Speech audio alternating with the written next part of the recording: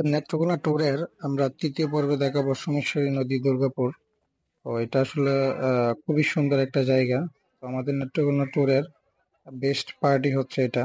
তো এখানে এসে আসলে সত্যি খুব ভালো লাগছে। ওই যে ওই পাশে পাহাড় দেখা যাইতেছে, ওইটা হচ্ছে ইন্ডিয়ার পাহাড়।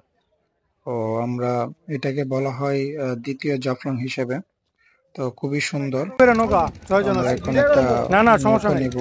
নৌকা নিয়ে আমরা একবারে নৌকা দিয়ে কিছুক্ষণ ঘুরবো। তো এখানে আসলে আপনি পার পার্সন নৌকা 30 টাকা, 20 টাকা, 50 টাকা যে জায়গায় পারে ওইভাবে নেয়। তো আমরা 6 জন ছিলাম, 6 জন 20 টাকা করে ভাড়া নিয়ে আমরা নৌকা নিয়ে চলে যাব একটু সামনে, যেখানে একবারে ইন্ডিয়ার বর্ডারের কাছাকাছি। এখানে পানি খুবই ঠান্ডা।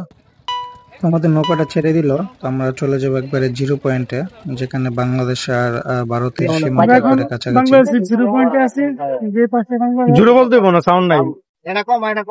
তো আমরা আশেপাশের সৌন্দর্য দেখতে সামনে চলে গেলাম। তো প্রায় 4-5 মিনিটের মতো সামনে গেলে আমাদেরকে নামিয়ে দিবে। এখানে পানি খুবই ঠান্ডা। আমরা এমনিতে গেছি শীতকালে, শীতে পানিটা এখানে কমও থাকে প্লাস ঠান্ডা অনেক। আশেপাশে অনেক পর্যটক, সবাই কিন্তু ছোট ছোট নৌকা নিয়ে একবারে বর্ডারের কাছে চলে আসছে। ওই যে দেখা যায় সামনে ছোট ছোট নৌকা, ওইগুলোতে সবই পর্যটক। একবারে আহ পাহাড়ে ঘেঁষা পানি, পাহাড় থেকে ঝর্ণা থেকে যে পানিটা আসে ওই পানি হচ্ছে এটা। এটাকে বলা হয় সোমেশ্বরী নদী। খুবই সুন্দর, দেখেন আশেপাশে অনেক ছোট ছোট নৌকা আছে। তো আমরাও নেমে যাব, নেমে আমরা কিছু ছবি তুলবো। পানি কি ঠান্ডা নাকি?